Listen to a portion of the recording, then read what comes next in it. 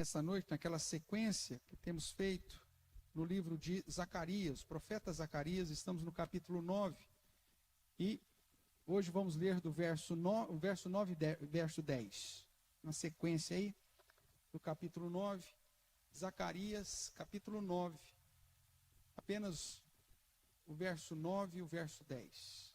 Eu vou ler, os irmãos acompanhem a leitura que farei, portanto, no livro sagrado do profeta Zacarias, capítulo 9, verso 9 e 10.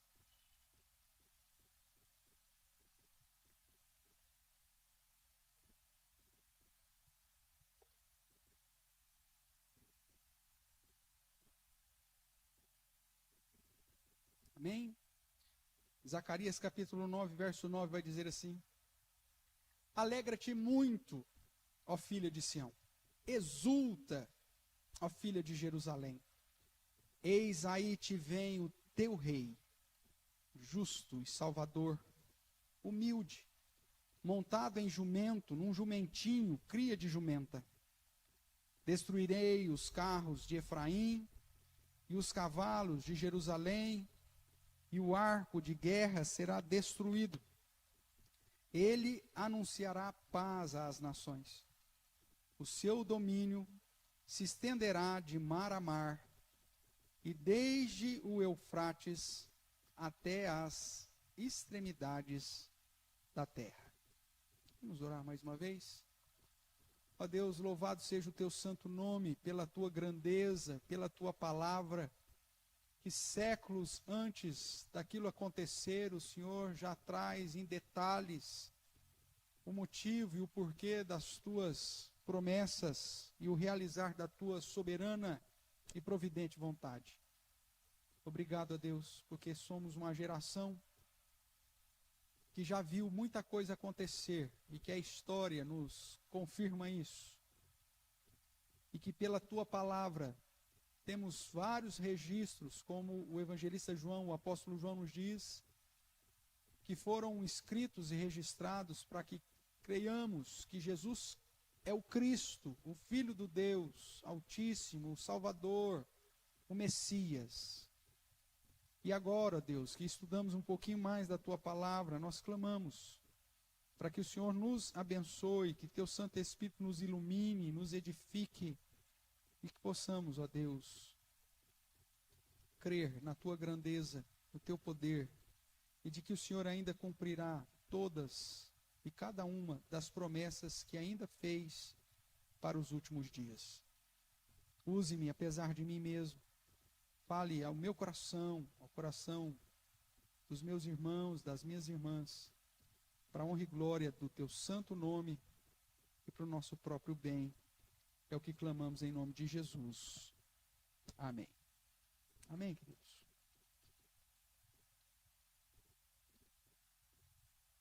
Hosana ao filho de Davi, bendito o que vem em nome do Senhor.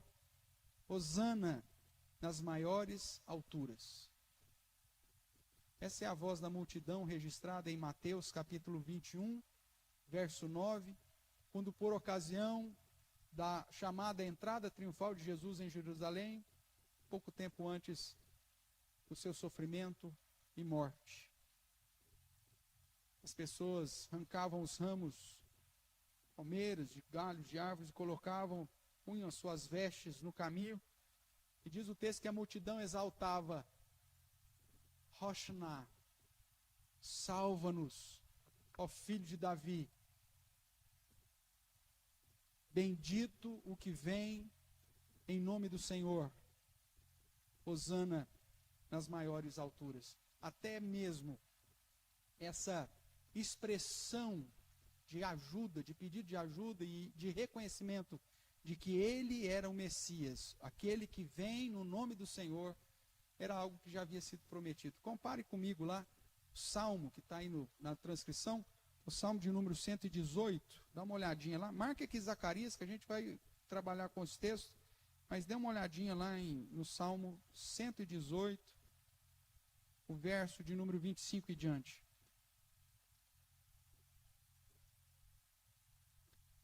O termo que foi traduzido no Novo Testamento como Hosana, aqui no hebraico, como fui transliterado aí no slide, né, entre parênteses, é justamente como começa o verso 25, Hosana, ou seja, ó salva-nos. Essa é a expressão, Hosana, Senhor, ó salva-nos, Senhor, nós te pedimos. Ó Senhor, concede-nos prosperidade. Verso 26, bendito o que vem em nome do Senhor. A vós outros da casa do Senhor, nós vos abençoamos. O Senhor é Deus, Ele é a nossa luz. Adornai a festa com ramos, até as pontas do altar. Tu és o meu Deus, render-te-ei graças. Tu és o meu Deus, quero exaltar-te. Rendei graças ao Senhor, porque Ele é bom, porque a sua misericórdia dura para sempre. Certamente a multidão no ímpeto cumpre rigorosamente o que está nesse salmo messiânico quando da entrada do rei. Aquele que vem em nome do Senhor, com a expressão que o próprio salmo nos diz. Mais um cumprimento da profecia ou da promessa do Senhor. E se você bem se lembra, Jesus entra em Jerusalém, nessa ocasião, montado no quê? Um jumentinho, que nunca havia sido montado por ninguém. Para que se cumpra as Escrituras. Irmãos, Deus é fantástico, porque Ele dá detalhes minuciosos daquilo que Ele fará.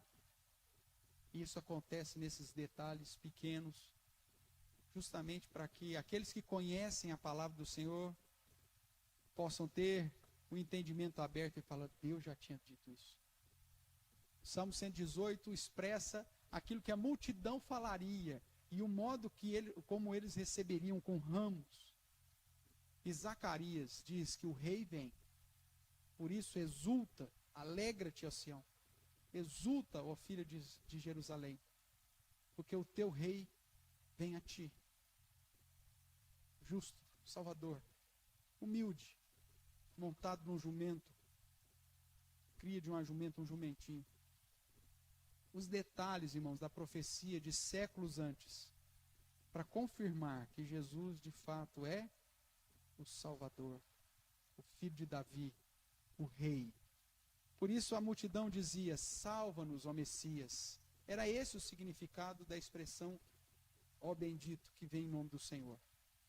Era a expressão dita pelas multidões na chamada entrada triunfal de Jesus em Jerusalém, e como o evangelista Mateus afirma nos capítulo 21, versos 4 e 5, ora, isto aconteceu para se cumprir o que foi dito por intermédio do profeta.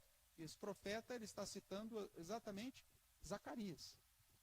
Dize a filha de Sião, eis aí te vem o teu rei, humilde, montado em jumento, num jumentinho, cria de animal de carga. É assim que foi traduzido lá no Evangelho, a partir do grego.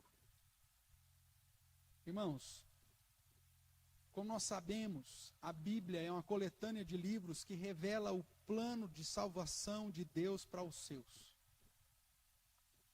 E nessa revelação progressiva, quase 1.600 anos para que a palavra de Deus fosse completada, de tempos em tempos nós vemos expressões, termos e detalhes sendo usados para revelar Jesus já no Antigo Testamento.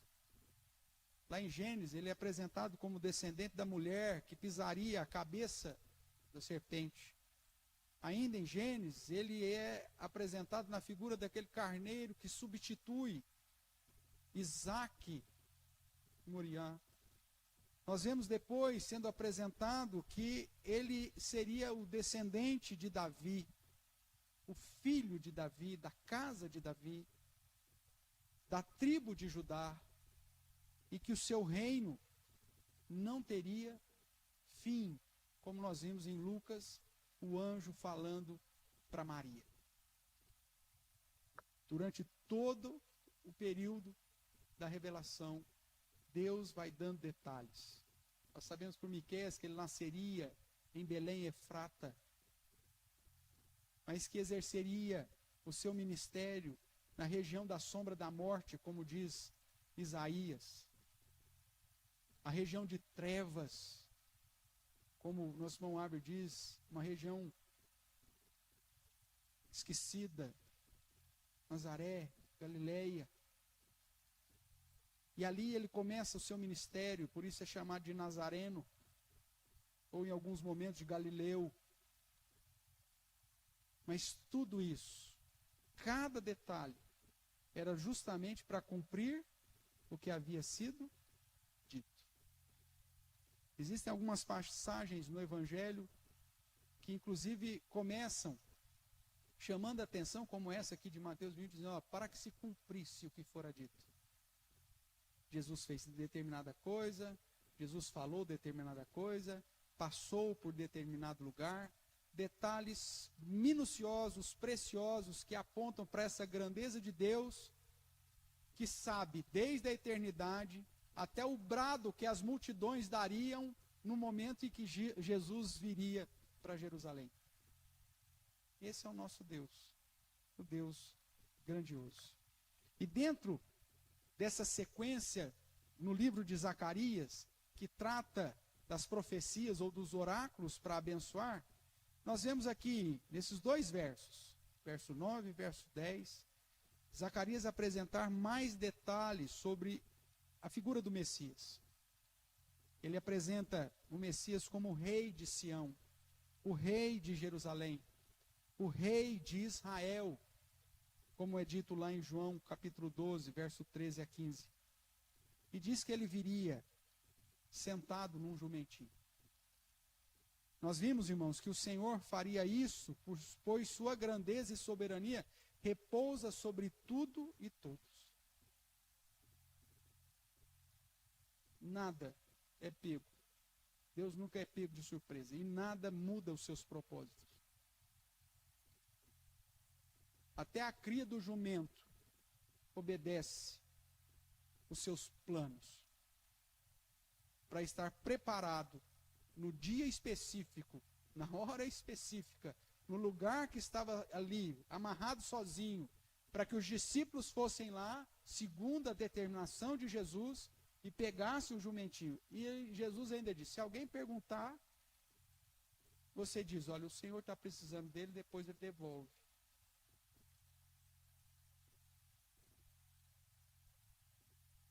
Olha só, que maravilha. Deus estabelece um momento, inclusive, que o dono do jumento não vai precisar dele, para cumprir com seus planos eternos. E você tem dúvida que esse Deus é quem cuida de você? Que esse Deus é quem governa sobre a sua vida? Que estabelece o cosmo funcionando solto na imensidão do universo, com a distância correta, com a inclinação correta, para que os raios solares não te queimem e te matem. Você acha mesmo que tudo isso é fruto de um acaso? Irmãos, o nosso Deus é o Deus que cuida de cada mínimo detalhe e que está no controle de todas as coisas para o cumprimento do seu propósito eterno.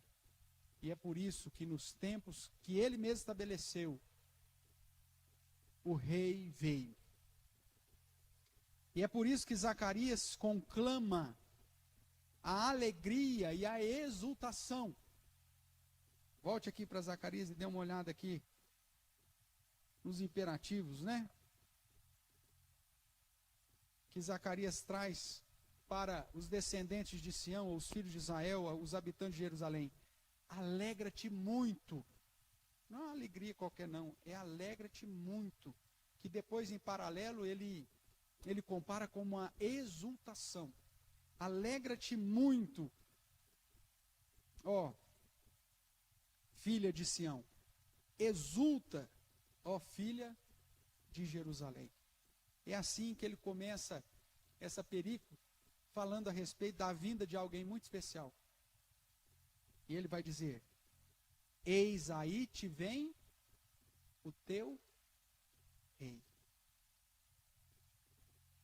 O motivo da alegria, o motivo da exultação, o motivo do júbilo, era porque o rei estava chegando. Nesses versos, portanto, nós vemos Zacarias nos falar sobre a alegria que deveríamos ter pela chegada do rei Jesus. Mesmo que ele não cita a respeito de Jesus, nós sabemos que este verso foi cumprido e apontava para Jesus como o Messias prometido. Por isso eu quero falar contigo essa noite sobre esse tema: a alegria pela chegada do rei Jesus. E essa alegria, segundo Zacarias, está fundamentada em alguns pontos. Por que nós temos que nos alegrar pela chegada do rei? Vamos lá. Em primeiro lugar, irmãos, porque ele é a fonte de salvação. Veja o que diz aí ainda o verso de número 9. Alegra-te muito, ó filha de Sião, exulta, ó filho de Jerusalém, eis aí que te vem o teu rei, justo e salvador. É assim que ele apresenta o rei, justo e salvador. Essa dobradinha, justo e salvador, aponta para a ideia de que esse rei viria salvar o seu povo, mas não na perspectiva da libertação dos domínios do império, não numa perspectiva bélica, não do domínio do Império Romano, como eles estavam vivendo, mas numa perspectiva diferente. Em Mateus é dito pelo anjo a José que ele salvaria o seu povo do quê? Dos pecados deles. Esta é a salvação. Zacarias conclama o povo a se alegrar, a exultar, porque o rei que vem, ele é a fonte da salvação. O Messias viria como descendente de Davi, como filho de Davi, como da tribo de Judá, ou seja, para como rei, reinar em justiça e trazer salvação para os seus. A própria expressão dita pela multidão, lá em Mateus 21, quando da entrada triunfal de Jesus, Hosana, como nós já mencionamos, apontava para o fato de que eles precisavam de salvação. Hosana, salva-nos agora, ajuda-nos, venha em nosso socorro. Bendito que venha em nome do Senhor. Eles sabiam, pela própria profecia, que o Messias viria para salvar. Obviamente que, no entendimento da época, eles esperavam um Messias estadista, que viria libertar Israel dos domínios romanos. E quando eles viram que esse rei não faria isso, essa mesma multidão que bradou Hosana, também bradou, crucificam. Porque eles não entenderam a missão desse rei. Mas Zacarias já disse, é justo e salvador. Você vai se alegrar porque ele é a fonte da salvação. Quando nós fazemos um paralelo com Isaías capítulo 9, se você quiser abrir lá, se não apenas acompanhe a leitura que farei, Isaías capítulo 9 vai nos chamar a atenção para esse Deus, Rei, e que ao mesmo tempo é fonte de salvação. O capítulo de número 9 de Isaías começa assim: mas para a terra que estava aflita, não continuará a obscuridade. Deus nos primeiros tempos tornou desprezível a terra de Zebulon, a terra de Naftali, mas nos últimos tornará glorioso o caminho do mar, além do Jordão, Galileia dos gentios. O povo que andava em trevas viu grande luz, e os que viviam na região da sombra da morte, resplandeceu-lhe a luz. Tens multiplicado a esse povo a alegria, lhe aumentastes. Alegram-se eles diante de ti, como se alegram na ceifa, e como exultam quando reparte os despojos. É a mesma expressão que Zacarias usa: alegra-te muito, exulta, porque tu quebrastes o jugo que pesava sobre ele, ou sobre eles. a vara que lhes feria os ombros, o cetro do seu opressor, como nos dias dos midianitas. Porque toda bota com que anda o guerreiro no tumulto da batalha, e toda veste revolvida em sangue, serão queimadas, servirão de pasto ao fogo. Tudo isso porque o rei veio.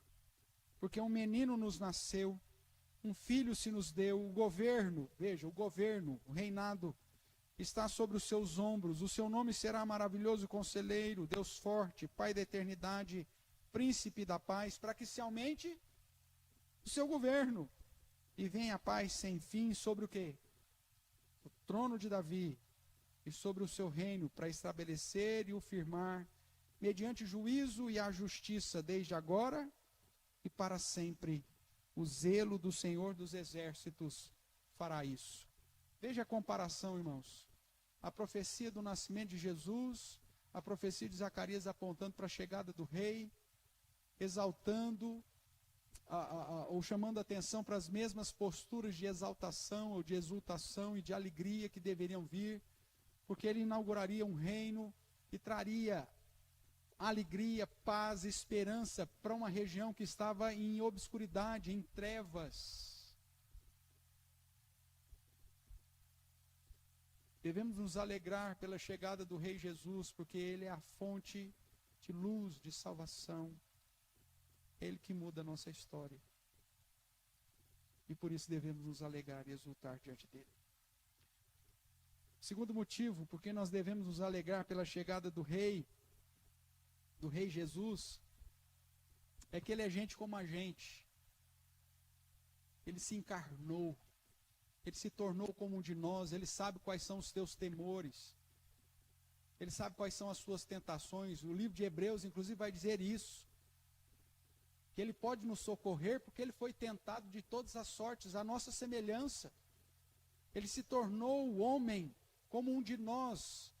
Esse rei não é um rei que está sentado num trono, recebendo só as benesses da sua posição real. Mas é um Deus que conhece a realidade de cada um dos seus súditos, que sabe da luta, dos temores. E é por isso que é um Deus ou um rei humilde. E é assim que ele é apresentado na sequência aqui de Zacarias. Justo Salvador, humilde, montado em jumento, num jumentinho, cria de jumenta. Obviamente que isso aponta para a humilhação de Cristo. Deixou a sua glória, se tornou como de nós, se encarnou, passou pelas mesmas situações de adversidades que cada um de nós passa nesse mundo. Sofreu, chorou, teve fome. Ele não veio para habitar nos palácios, porque o seu reino não é terreno. Mas ele veio para nascer em uma família pobre, num contexto humilde, posto numa manjedoura, enrolado em panos.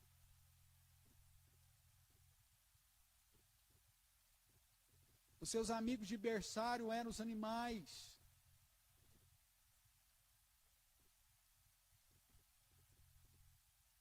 Eu fico imaginando hoje, né? As irmãs grávidas aí. A Drica, né? Recentemente, com a chegada do Rafael. A preocupação da mãe em relação ao momento do nascimento do filho. Você quer se sentir o mais segura possível. Ou não? Com certeza. Você quer ter um médico. Você quer ter um corpo médico pronto. Você quer ter, talvez, o esposo perto. Talvez o esposo nem muito, mas alguém que possa te segurar ali. Você quer segurança. E de repente você vê Maria numa situação de uma viagem longa, chegando numa cidade, por um decreto do imperador, não tendo hospedagem e tendo se colocar numa situação de total desconforto e de falta de proteção. Humildade. Esse é o rei. Ele não nasce nos palácios, envolto em pompa, mas ele nasce de modo humilde. Ele não vai habitar em Jerusalém, mas vai para a região das trevas, da obscuridade, desprezada, Galileia dos gentios. Ele não convive entre os nobres, mas está entre o povo. Ele é gente da gente. E por isso nós devemos nos alegrar, porque ele conhece cada uma das nossas dificuldades, e ele sabe como nos apoiar e como nos abençoar em cada situação. A humilhação de Cristo, que se encarnou, tornou-se homem, justamente para assumir os seus ofícios messiânicos, como profeta, como sacerdote, como rei. Ele se humilhou, inclusive para nos ensinar como devemos nos portar diante dos seus discípulos. Antes da sua morte, ele lava os seus pés e ensina que aquele que quer ser maior no reino de Deus tem que ser o menor. Não é um rei que usa da sua posição para usufruir das benesses dos súditos. Não. Mas é aquele que desce até nós e que vive e que passa por situações semelhantes a que nós passamos, porque ele é um rei humilde. Quando nós olhamos em Filipenses capítulo 2, nós vemos o apóstolo Paulo tratando dessa humilhação de Cristo como modelo para nós. Se o nosso rei abriu mão da sua glória e se fez homem, a ideia é que nós tenhamos o mesmo sentimento. Filipenses capítulo 2, verso 5 vai nos dizer: tende em vós o mesmo sentimento que houve também em Cristo Jesus, pois ele, subsistindo em forma de Deus, não julgou com usurpação o ser igual a Deus, antes a si mesmo se esvaziou, assumindo a forma de servo, tornando-se em semelhança de homens, e reconhecido em figura humana. A si mesmo se humilhou, tornando-se obediente até a morte e morte de cruz. Alegra-te muito, ó filha de Sião, exulta-te, ó filha de Jerusalém, eis aí te vem o teu rei, justo e salvador, humilde, montado em jumento, num jumentinho, cria de jumenta. O motivo que nós devemos nos alegrar é porque ele não veio como um rei opressor, mas ele vem como um rei protetor, um rei que nos ensina um padrão do seu reino, que é um padrão de amor, um padrão de serviço, um padrão de humildade. Terceiro ponto que eu quero chamar a sua atenção, irmãos, voltando os olhos aqui para Zacarias capítulo 9, agora no início do verso 10, é que devemos nos alegrar pela chegada do Rei Jesus, não só porque ele é a fonte da salvação, não somente porque ele é gente como a gente, ele se encarna e ele nos ensina como viver, mas porque ele é o príncipe da paz, como é dito lá em Isaías, como nós já lemos. Da mesma forma que lá diz que ele vai destruir a batalha e as vestes da batalha envoltas em sangue, as botas vão ser queimadas, Zacarias traz essa mesma perspectiva no início do verso 10, quando ele diz assim: destruirei os carros de Efraim e os cavalos de Jerusalém, e o arco de guerra será destruído. Ele, o rei, anunciará o quê? Paz às nações. Até aqui. Ele é o príncipe da paz. Ele não vem para exercer um domínio sobre as nações com força dos carros de guerra, com os cavalos de guerra ou com os arcos de guerra. Ele não vem dominar as nações pelas cruzadas ou com a espada. Mas ele vem anunciar paz para as nações. Ele vai alcançar os seus, não por força, não por violência, mas justamente oferecendo a reconciliação com Deus, a paz com Deus. E é por isso que o Evangelho, quando Cristo é assunto aos céus e é coroado nos céus, e toma o livro selado por dentro e por fora, no primeiro selo ele abre, e o cavaleiro branco, coroado, com arco, sai vencendo para vencer. E a melhor interpretação para essa figura é justamente desse evangelho alcançando as nações, não por força, mas por paz. Por um anúncio que diz que em Cristo Jesus Deus se reconciliou conosco. Para um anúncio que, segundo o apóstolo Paulo, está fundamentado numa prova de amor, porque Deus prova o seu próprio amor para conosco pelo fato de ter Cristo morrido por nós quando ainda éramos inimigos ou pecadores. E o texto depois vai dizer que ele nos reconciliou, porque ele é o príncipe da paz. A divisão, a separação que estava entre nós e Deus, a inimizade que havia entre nós e Deus, porque Deus é santo e nós pecadores, fora desfeita. Essa inimizade fora desfeita porque o Senhor Jesus quebra essa barreira e traz a paz e traz a reconciliação. O início do verso 10, portanto, aponta de um modo mais firme que o seu reino não é pela força ou pelo poder da espada, mas pela postura humilde de servo do rei que ama os seus. Ele veio, irmãos, para inaugurar um reino diferente, um reino que domina pelo amor e pela sua graça. Por isso nós devemos nos alegrar. Deus não nos chama, não nos convoca para sairmos à guerra e subjugar as nações pela força do poder bélico, mas Ele nos chama para ir ensinar a sua palavra. Ele nos chama para ir às nações anunciando a reconciliação, a salvação. É uma mensagem de amor, é uma mensagem de paz, é uma mensagem de transformação, de cura. É uma mensagem que convida as pessoas a virem, a se arrepender e a crer naquele que pode salvar. Em Gálatas, o apóstolo Paulo vai dizer assim, em relação aos judeus e aos gentios. Acompanhe a leitura que farei. Gálatas, capítulo 3,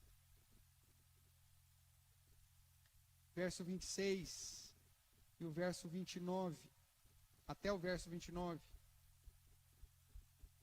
Diz assim, portanto, a palavra do Senhor. Pois todos vós sois filhos de Deus mediante a fé em Cristo Jesus. Porque todos quantos fostes batizados em Cristo, de Cristo vos revestistes. Dessarte não pode haver judeu nem grego, nem escravo nem livre, nem homem nem mulher, porque todos vós sois um em Cristo Jesus. E se sois de Cristo, também sois descendentes de Abraão e herdeiros segundo a promessa. Não há mais distinção entre judeus e gregos. Não há mais nenhuma distinção entre etnias, povos e línguas. Agora é um só povo. Porque Deus reconciliou consigo em Cristo Jesus. Não somente judeus, mas tanto os judeus como os gregos, como os gentios, como todas as nações. E é por isso que Apocalipse diz que naquele dia, no dia final, haverá uma grande multidão com representantes de todos os povos, de todas as tribos, de todas as nações, de todas as línguas, que foram alcançados pela graça, o evangelho da salvação, que é o poder de Deus. Devemos nos alegrar pela chegada do Rei Jesus, porque Ele nos reconciliou com o Pai, Ele é o príncipe da paz. E o quarto ponto, irmãos, olhando aqui ainda para Zacarias, a parte final do verso 10, diz que devemos nos alegrar muito e nos exultar pela chegada do Rei, porque além de ser a fonte de salvação, além de ser o exemplo de humildade, além de ser o príncipe da paz, o verso final aqui, a parte final do verso 10 diz que o seu domínio se estenderá de mar a mar e desde o Eufrates até as extremidades da terra. O quarto motivo, portanto, que devemos nos alegrar pela chegada do rei é que o seu reino será sobre todos e não terá fim. É assim que o anjo expressa para Maria. O seu domínio se estenderá até as extremidades da terra. Chegou até nós. Através da obra de Cristo, toda a autoridade lhe foi dada no céu e na terra.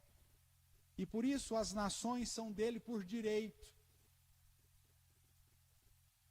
E é nesse sentido que ele olha para os seus discípulos e diz: ide, portanto, e fazei discípulos de todas as nações.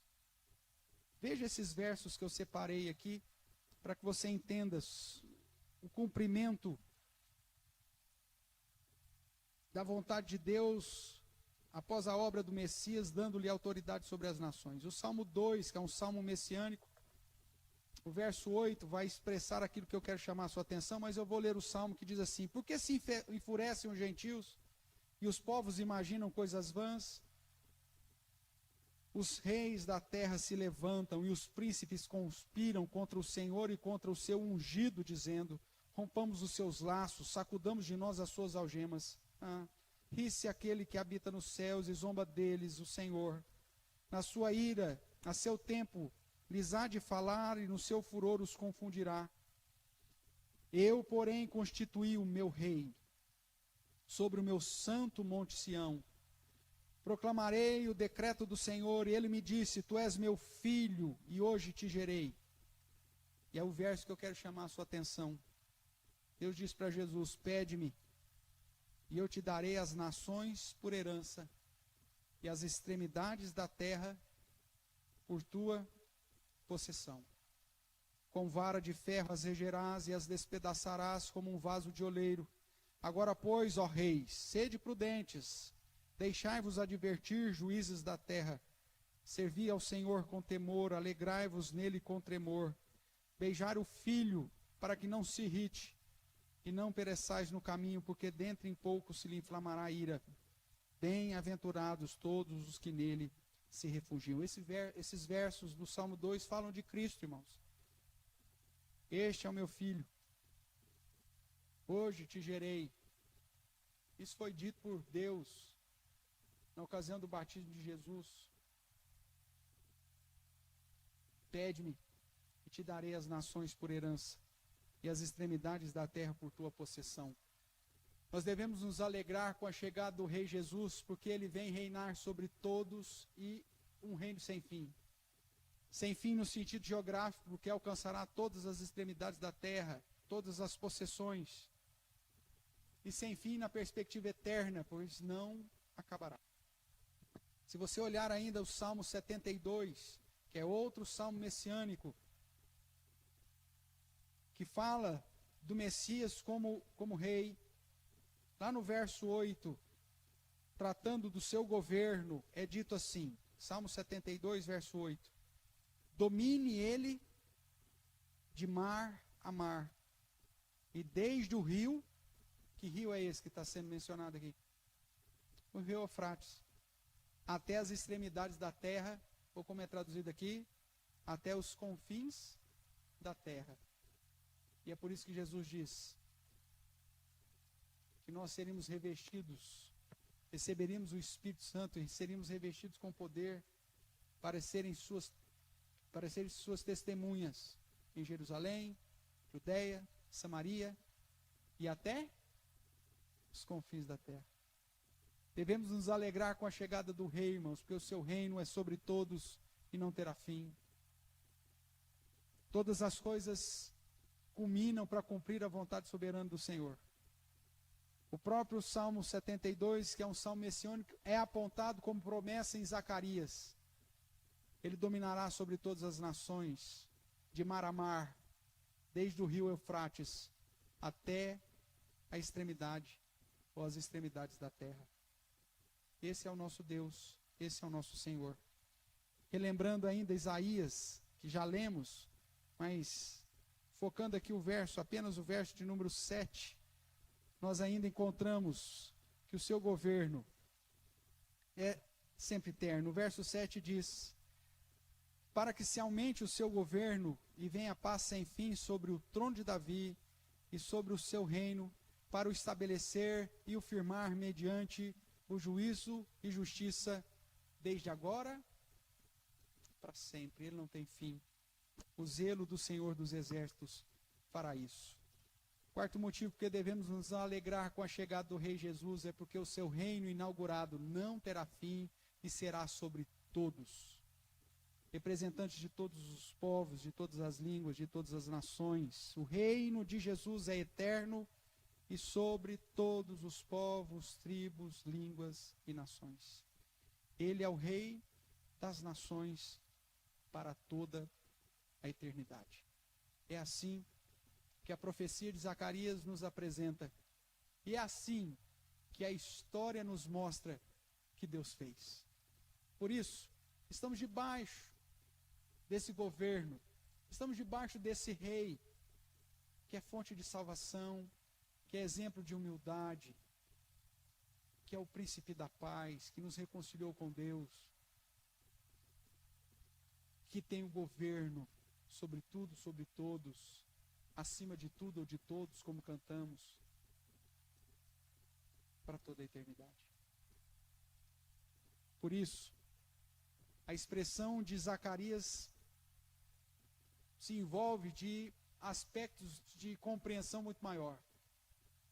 Alegrar-nos muito e exultarmos começa a fazer sentido, mesmo ainda estando nessa era. Esse convite feito por Zacarias ao povo de Sião já se cumpriu. E agora é um convite a todos que já se prostraram diante do amor salvífico do Rei Jesus. Mateus 1, 21, como já mencionei, chama atenção para o fato de que ele vem como rei, como filho de Davi, de uma família descendente de Davi, para salvar o seu povo dos seus pecados. A profecia já se cumpriu, irmãos. Mas ainda aponta para o retorno triunfal do Rei Jesus, que já reina hoje, que já assumiu o trono, que já tomou o livro selado para agir conforme o determinado na eternidade. O seu reino jamais passará e nunca jamais terá fim. Ele veio, um dia voltará, com glória, coroado, com justiça, para aplicar definitivamente o seu reino sobre todos e deixá-lo visível a todos, estabelecendo o estado final. A nós, que ainda aguardamos, ou se porventura tivermos vivos quando do retorno de Jesus, também permanecerá a mesma exultação do povo nos dias da entrada triunfal de Jesus em Jerusalém. Salva-nos, Hosana, nas maiores alturas. Essa expressão acaba sendo uma expressão de adoração hoje. Vários cânticos e hinos apontam para a ideia que devemos exaltar ao Senhor, clamando por sua salvação, justamente porque Ele é esse Rei, justo Salvador, humilde, que destrói a guerra, gera reconciliação e reina sobre todos, para todo sempre. Por mais difícil que esteja a sua vida, por mais desencontros que estejam na sua história, não se esqueça, o Rei já veio. Por isso, alegra-te muito e exulte. Exalte aquele que veio no nome do Senhor e que nos reconciliou através da sua obra. E que toda honra e toda glória seja dada ao Rei Jesus. Amém?